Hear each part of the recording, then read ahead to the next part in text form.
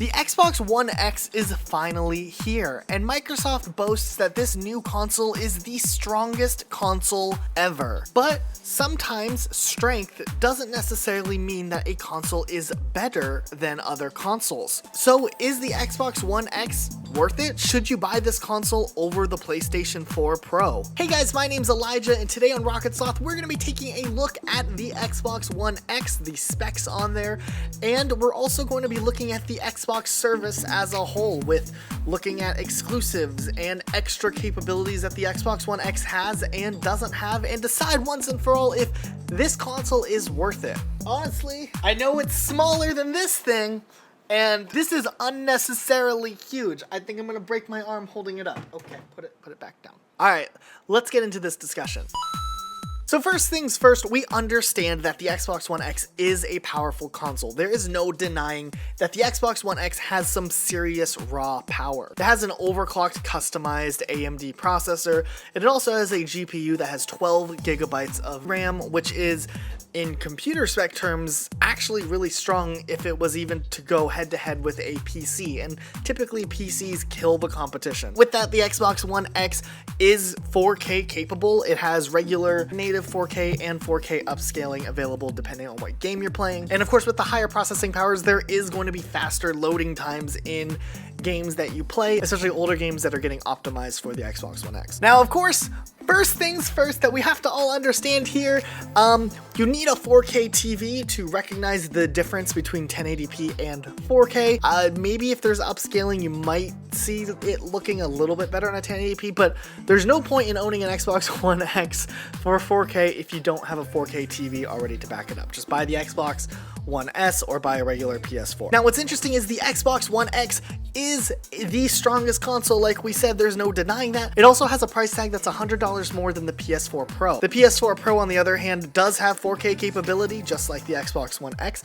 It might not have the same processing power that the Xbox One X has, but it's $100 cheaper. And as far as exclusives go, the PS4 Pro definitely has the Xbox One X beat. Of course, when you compare Xbox One X games to PS4 Pro games, if you look at them head to head, they're going to notice the Xbox One X might have slightly higher 4K textures, and it's just going to load those textures a little bit better than the PS4 Pro, which means that when you're playing third-party games like Call of Duty World War II, or you're playing maybe the new Red Dead Redemption 2, which will come out early next year, you're going to notice that the Xbox One X is going to look a little bit better than the PlayStation 4 Pro. Is that worth $100? You guys kind of have to decide that. Now, while the Xbox One X might have better looking third-party support, PlayStation kind of dominates it as far as first-party support goes and exclusive third-party support content. So while Call of Duty World War II might look better on the Xbox One X, you're gonna have to wait a whole extra month to get your Call of Duty World War II DLC, while PlayStation 4 Pro players get it a month early. That's not the only game that does that. Destiny 2 does that with exclusives, and there's a couple other games that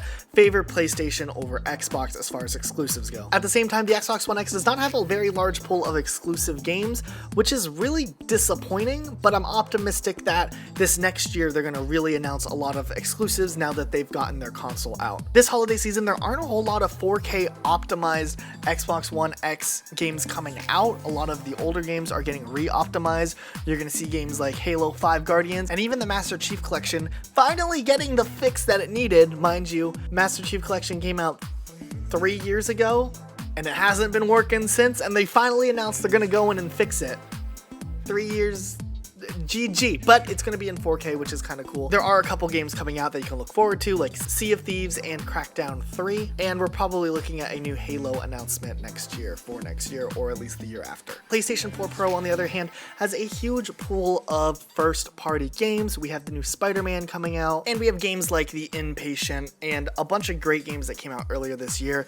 Honestly, the PS4 has so many more exclusives than the Xbox One X, but if you're looking at third-party games, the Xbox One X games are going to look better than the PS4 Pro games, and that might be a big deal when deciding which consoles for you. On top of that, the Xbox One X does have PlayerUnknown's Battlegrounds, which isn't an exclusive overall, it's just an exclusive console release on the Xbox One X, but it is also available on PC. Technically, if you have a PC and a PS4, you are able to play almost every game, because most of the new Xbox One games actually come out on the PC as well. Just like Gears of War 4, which that you can play on your PC. It's kind of the same deal there. The Xbox One controller actually does feel a little bit better than the PS4 controller, but that's kind of nitpicky. It's really up to you preference-wise.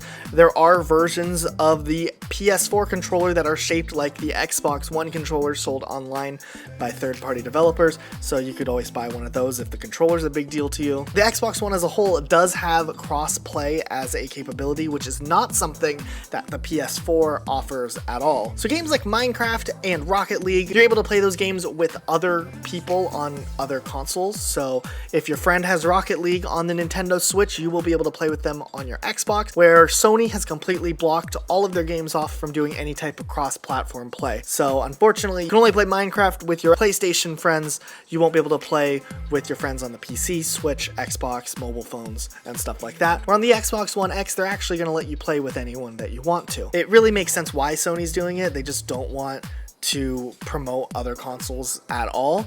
And when Sony's kind of killing the race as far as sales goes, it makes sense, but it's still kind of annoying. On the other hand, the PS4 Pro is optimized for VR. It's kind of pricey to do the full VR setup, but there are VR games coming out, and that's actually really cool. I don't know how long VR is going to stick around. I do think it's kind of a fad, and it's not something that's going to really optimize into our day-to-day life, but I think it's really cool that there's some VR games coming out, and that's great for people who are interested in that. Skyrim VR, Doom VR, and a couple others are coming out, so that's great if you really want to play VR, and it's $100 less, and that's the $100 you're saving is something you could put into the VR equipment. Like I said about the Xbox One X though, the exclusives were very, very limited this year, and it's really annoying almost, but because they focus so much on hyping up the Xbox One X and Project Scorpio, I believe next year at E3 we are going to see a lot of new releases announced that are exclusive to the Xbox One X that is almost comparable to the PS4 Pro. So I guess it really comes down to what you're looking for in a console. If you're looking to buy something today, the PS4 Pro might give you the most play value today, but at the same time, you could buy the Xbox One X as a patient gamer and just play the few games that are out now, knowing that there's probably going to be a bunch of games coming out next year and a lot of opportunities on there. I feel like the Xbox One X really is a dark horse in this console war between the PS4 Pro and the Xbox One X, and I think that it will catch up in time and have some great games, and great games is a win for everyone. But right now, I think the PS4 Pro is still leading this race. It's still the better value right now, but this is very subject to change within the next year. But those are just my thoughts. Go ahead and disagree with me in the comment section. I know you guys will. That's totally cool. I'm just gonna sit here and play Mario on my Switch and stay out of it. I spent my money on a Switch this year and didn't buy the Xbox One X or the PS4 Pro, so that's where I'm at right now. If you enjoyed this video though, check out this video on whether or not you should upgrade to 4K. Is it time to make that jump to 4K, or should you hold out for something that could come in the future like 8K or 16K? Check out that video, and also maybe check out our other videos. If you like these types of video game discussions, maybe consider subscribing, and I'll see you guys next time with a new video. Bye guys.